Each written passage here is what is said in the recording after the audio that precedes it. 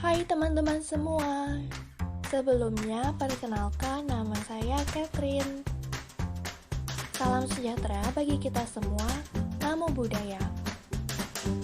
Pada video pembelajaran kali ini, saya akan menjelaskan mengenai salah satu bagian dari Tipitaka, yaitu Vinaya Pitaka. Tapi sebelum kita memulai video pembelajaran kali ini, jangan lupa untuk klik tombol like, share, dan juga subscribe agar video pembelajaran kali ini dapat bermanfaat bagi teman-teman semuanya. Sebenarnya apa yang dimaksud dengan Vinaya Pitaka? Vinaya Pitaka adalah bagian pertama dari 3 bagian Tipitaka, yaitu kitab suci agama Buddha. Bagian ini berisi hal-hal yang berkenaan dengan peraturan-peraturan bagi para biku dan juga bikuni.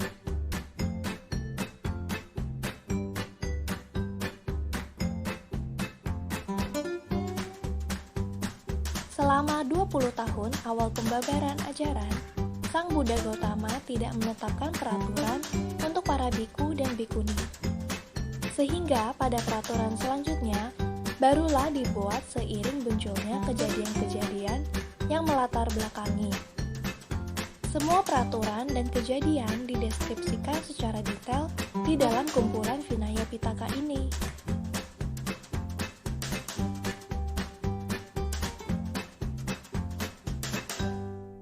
Adapun alasan Sang Buddha menetapkan Vinaya Pitaka adalah seperti yang dikutip dari Anguttara Nikaya, yaitu untuk tegaknya Sangha.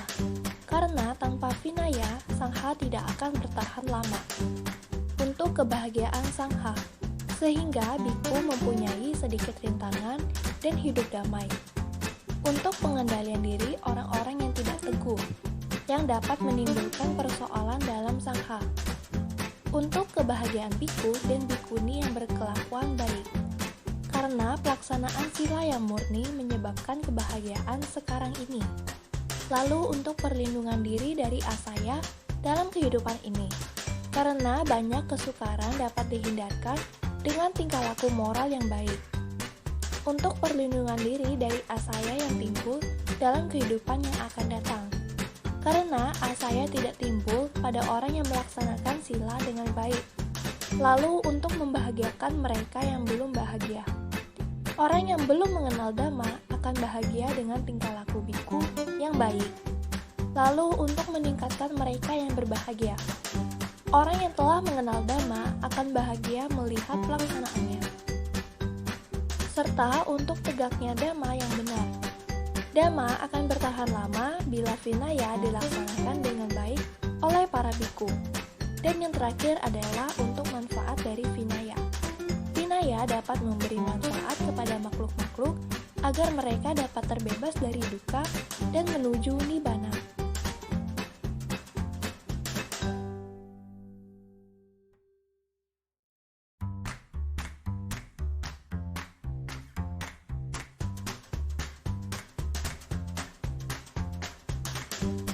Bagian dari Vinaya Pitaka berisi hal-hal yang berkenaan dengan peraturan-peraturan bagi para biku dan bikuni yang terdiri atas 3 bagian. Yang pertama ada Sutta Vibhanga, yang kedua ada Khandaka, dan yang ketiga ada Parivara.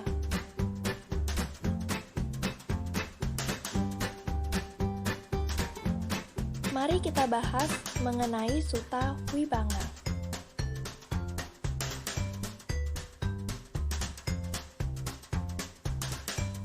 Kitab Sutta Vibhanga berisi peraturan-peraturan bagi para biku dan bikuni beserta kisah kejadian yang melatar belakangi ditetapkannya peraturan tersebut.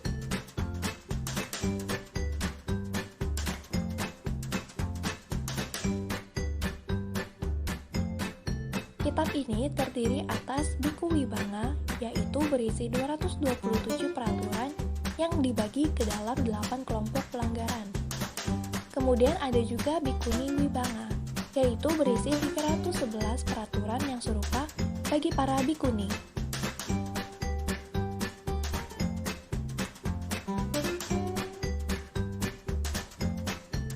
Adapun ke-8 kelompok pada Biku Vibhanga adalah sebagai berikut.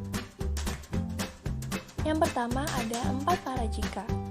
Pelanggaran terhadap 4 parajika ini akan menyebabkan dikeluarkannya seorang biku dari sangha dan tidak dapat menjadi biku lagi seumur hidup.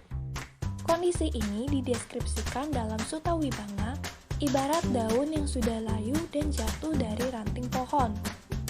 Walaupun kita menempelkan kembali ke rantingnya, daun tersebut tidak akan kembali hijau lagi. Keempat pelanggaran yang dimaksud adalah berhubungan kelamin, mencuri, secara sengaja mengambil barang yang tidak diberikan, membunuh manusia atau menganjurkan orang lain untuk bunuh diri, dan mengaku dirinya telah mencapai tingkat-tingkat kesucian atau kekuatan batin luar biasa yang sebenarnya belum dicapai.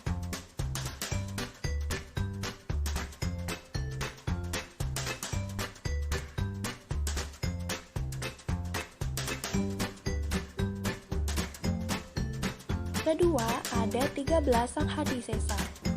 Sanghadisesa terdiri atas 13 peraturan yang berkaitan dengan tidak terkendalinya nafsu terhadap lawan jenis. Pelanggaran terhadap kelompok peraturan ini mengharuskan biku yang bersangkutan untuk melakukan pengakuan di depan sangha dan asosiasi dirinya terhadap komunitas sangha atau komunitas para biku dan bikuni.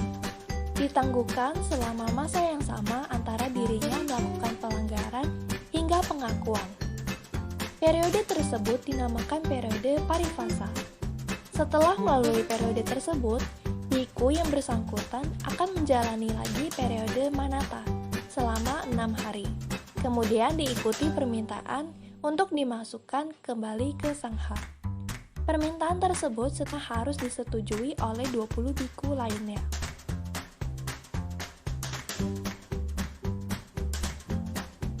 Ketiga ada 30 Nisagiya Pacittiya. Kelompok ini merupakan peraturan yang berkaitan dengan keserakahan terhadap barang material.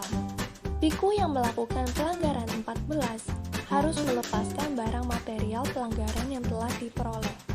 Biku tersebut juga harus melakukan pengakuan dan mengambil janji tidak mengulangi pelanggaran di depan sangha.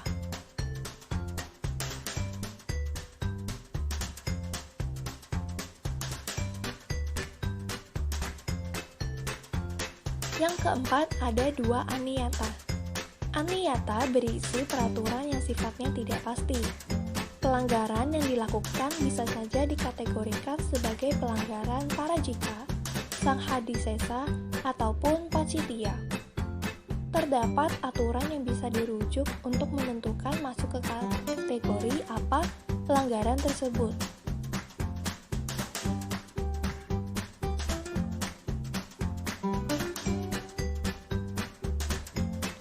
Kemudian yang kelima ada 92 pacittiya. Peraturan-peraturan ini berkaitan dengan berbicara bohong, makan setelah jam 12, minum alkohol, dan sebagainya. Beberapa peraturan pada kelompok ini tidak dikategorikan sebagai pelanggaran jika dilakukan secara tidak sengaja.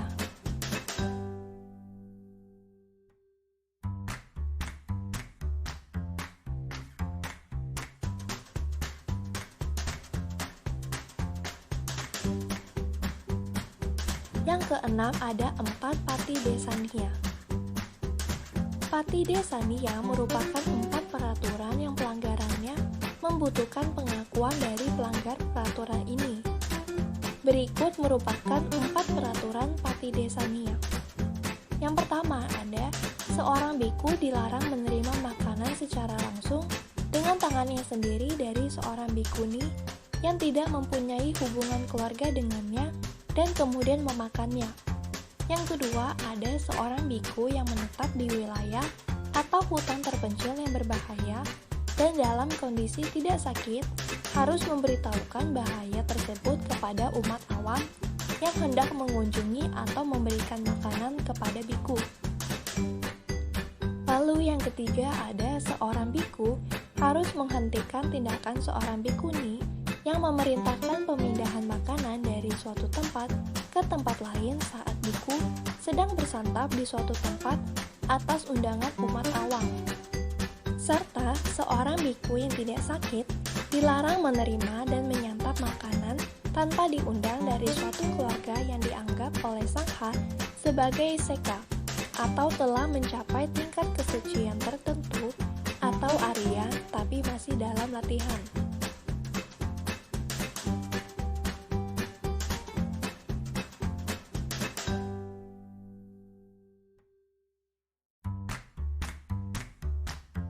Yang ketujuh, ada 75 Seki Yayata. Seki Yayata merupakan peraturan yang berkaitan dengan kesantunan sikap seorang biku. Kesantunan sikap tersebut terdiri atas 4 kelompok besar, yakni kesantunan bersikap saat berada di tengah masyarakat, kesantunan ketika menerima pemberian makanan, kesantunan dalam hal mengajarkan dhamma, dan kesantunan pada hal-hal kebutuhan biologis lainnya, seperti meludah.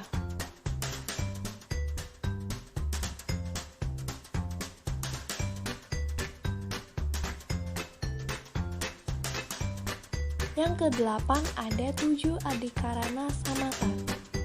Merupakan peraturan yang berkaitan dengan penyelesaian konflik atau perbedaan pendapat. Dalam bagian ini, terdapat metode yang mendetail mengenai cara menyelesaikan perbedaan pendapat.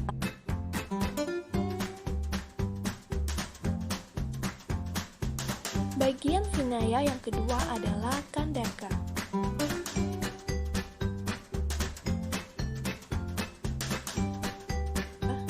Kitab Kandaka terbagi atas Mahawaga dan juga Culawaga. Kitab Mahawaga adalah kitab yang terdiri atas 10 bab yang berisi tentang kisah kejadian pencapaian pencerahan, pembabaran pertama, pembentukan sangha, peraturan-peraturan dan uraian tentang upacara pentahbisan biku, upacara uposata pada saat bulan purnama dan bulan baru, di mana dibacakan patimokkha, yaitu peraturan disiplin bagi 15 para biku. Lalu peraturan tentang tempat tinggal selama musim hujan, upacara pada akhir puasa, peraturan-peraturan mengenai jubah, peralatan, obat-obatan, dan juga makanan, pemberian jubah katina setiap tahun, peraturan-peraturan bagi para biku yang sakit, peraturan tentang tidur, peraturan tentang bahan jubah, tata cara pelaksanaan sanghakama atau upacara sangha, dan juga tata cara dalam hal terjadi perpecahan.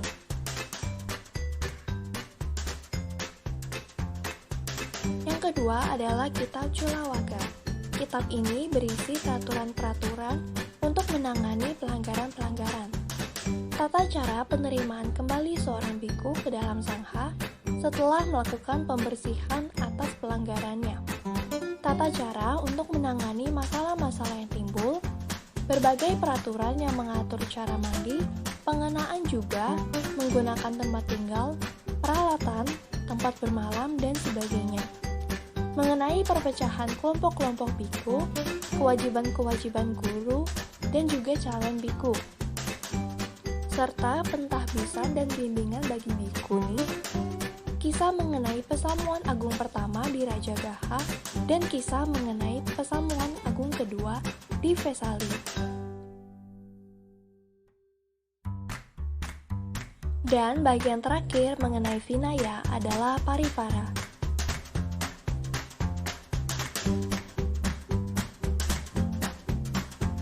Kitab Paripara memuat ringkasan dan juga pengelompokan peraturan-peraturan Vinaya yang disusun dalam bentuk tanya jawab untuk dipergunakan dalam pengajaran dan juga ujian. Kitab Paripara ini berfungsi sebagai panduan atas peraturan-peraturan Vinaya.